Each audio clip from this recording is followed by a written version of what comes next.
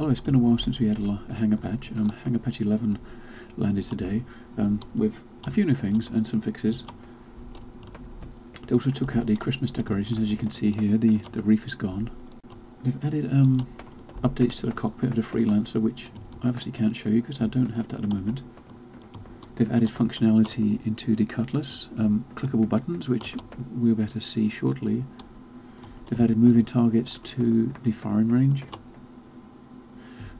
Improved the sounds, which was definitely a good thing because the sounds in the firing range were pretty, well, they were pretty bad. And you can also add, you can see ammo now in the holo table, which I'm going to have a look at first of all. Let's see ammo. Here we go. Ammo section. Oh, interesting. You can actually see the different missile types. Granted, they're all the missiles I have are all the same. They're all Dominator missiles, but it's good to be able to have them. You can, I guess, you can now mount the different missiles on the ships. For ships, nothing's really changed. I mean, I've got my Constellation, my Aurora LN, which I'm still planning on switching out for the Mustang when it's available. The Super Hornet, which is definitely looking pretty. It's looking pretty sparse without the Gatling on top. I kind of was really getting used to seeing that. Also got my Avenger here. And my 350R, which I had unmelted for me probably shortly after the last Hangar Patch. I actually contacted RSI. I had the 350R and also my Gladiator unmelted, so I got the 350R back, and of course the Cutlass. And oh look, yeah. You can. They've actually got guns mounted on it now. And these pins are new, but yeah, when the Cutlass before, you had the turret on top, but there wasn't actually anything mounted into the turret. So it's good to actually see guns on that turret, because before you had the turret, but there was just no weapons attached. When it was first originally put in, the only way to get in was through the back, and the hatch was already open. So you just walked in, but now it's coming with it closed, and let's see how to get in. There's nothing to actually select on the back itself. I remember reading on a forum post or saying that they added clickable buttons that were blue buttons into the Cutlass, so maybe there's a blue button here somewhere to actually push to try to get in this. Well, maybe that's it on the real leg. Look. Nope. Oh yeah, look. What the hell? Jesus, you gotta get close. Gotta get right up on top of it, and you gotta use. No sound, but hey, it's better than nothing. The toilet looks as bad as ever. I guess that's to be expected. Oh, the turret actually starts up top as well, which is cool. With a gun there, I guess we can actually get in there properly now. And as you see, there's 3 blue buttons over here. These are the buttons they added. Let's try the left one first. Is that one for the turret?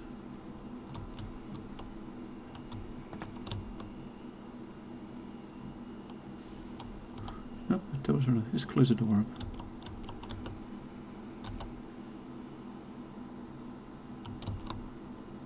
Oh, what the hell? What is that?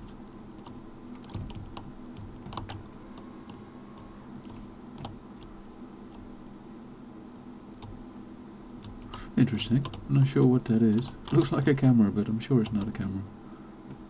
Is that going to break it? Yep, it did break it. Let's bring it back in.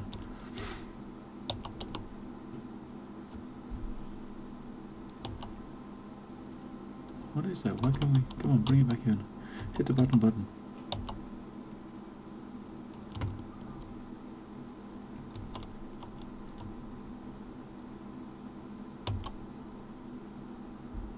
Oh, what the hell? So what is that? Why can't we bring it back in? Top button? Nope. Okay, so first time I pushed the button, it took that little arm out the back, which I don't know, maybe it's like a loading arm or a loading arm, something like that.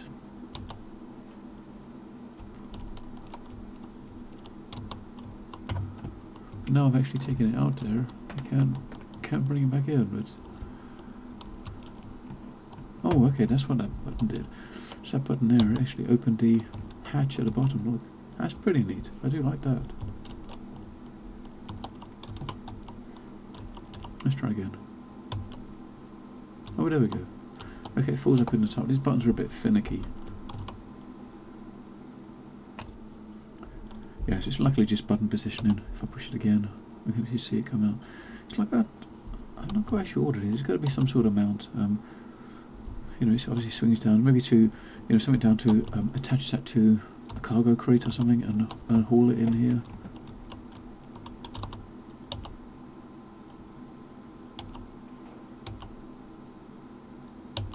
Let's shut everything up. Over here, as I said, this button here opens up the hatch. Two buttons here. The top one opens the door and closes the door. Bottom one is the turret. Oh, cool. Let's get in the turret, shall we? While we're here, let's jump in.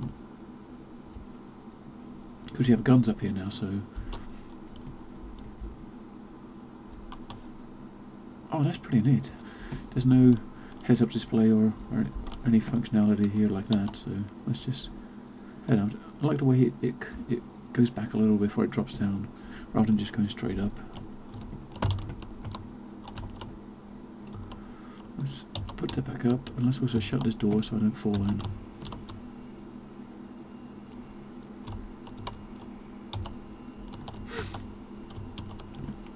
Okay, so button to close the door. Another button here. Let's see what this one does. Oh, it's got a front entrance. I'll come back to that in a sec.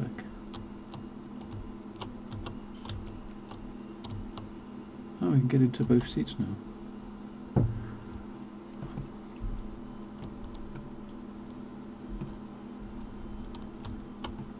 This is obviously a bug. I mean, in the original version of the Cutlass, you could get in. You had the heads-up displays that weren't displaying on the control panel correctly, but they were there. But now there's nothing at all here. So, you know, they've added functionality, fixed some bugs, but they've you know, added a couple more bugs. But that's understandable. I mean, you know, we kind of expect things like that to happen.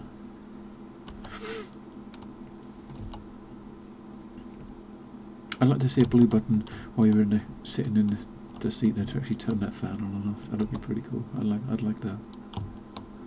Just sit in the second seat, which is one you couldn't actually get into before. You could only get into the front seat. Again, there's still no control panels to look at.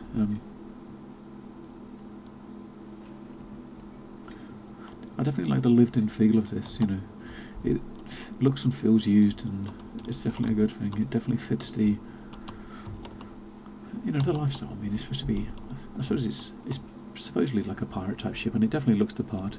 So let's go check out the front exit and go see what else we can find that's new.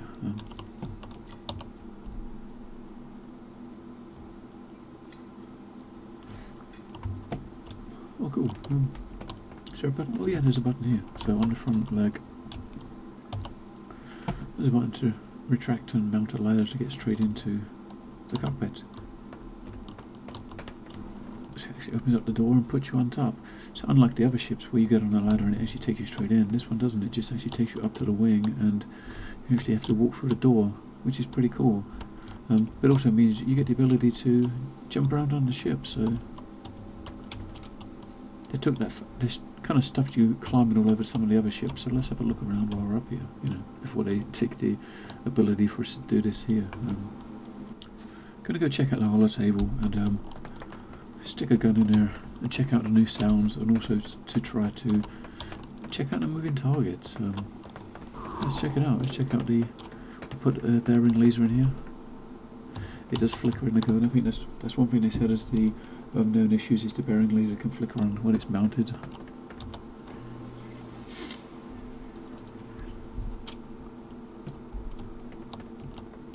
I'm looking forward to the new sound effects and the moving target.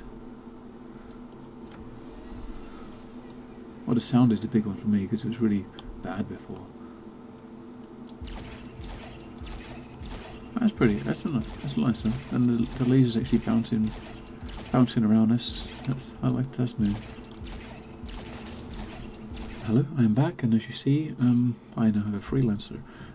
After I saved out, I decided, I wanted to check out the new cockpit in the Freelancer, and seeing as the Cutlass I had didn't have LTI on it, I figured the easiest way to do that, I could melt the Cutlass, pick up a Freelancer, and then 24 hours time I can melt a Freelancer and go back to the Cutlass. It doesn't matter if I switch between the two to check it out, and there's only like a $10 difference in cost, so it's not as if I bought a new ship to actually see this.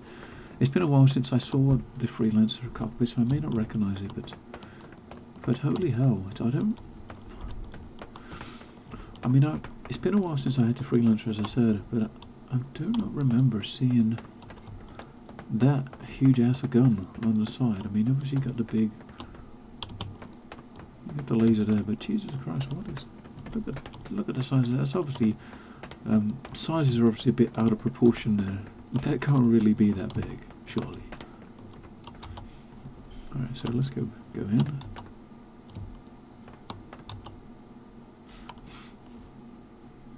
There's nothing else listed in the patch notes saying that they changed here, so I feel eerie and dark.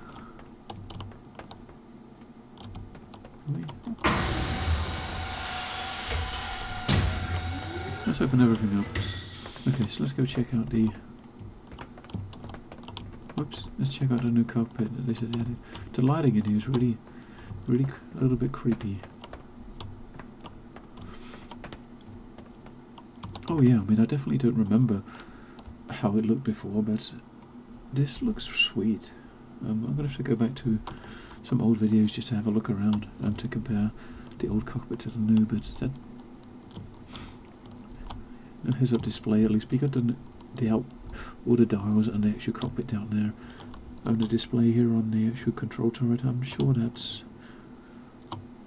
I think that's new, I'm not sure, but I know that this displays there in the cockpit on the bench in front of us here.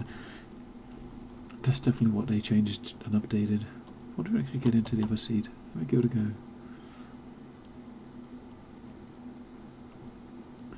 I've got a feeling there's obviously some lighting issues here because it definitely shouldn't be that dark. Oh yeah, we can get into the other seat. This is all looking pretty sweet.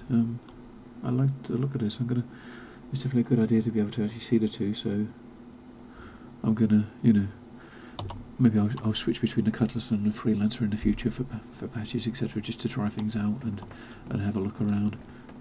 I think from what Chris Roberts was saying, when he mentioned that this patch was going to be coming this week, this may well be the first patch, or the last patch before the dogfight module, so we may not see another patch until the module's out, which is good really, because it means they can devote more resources on the actual dogfight module and get it ready, because it's due to be, announced at PAX East, which is in April.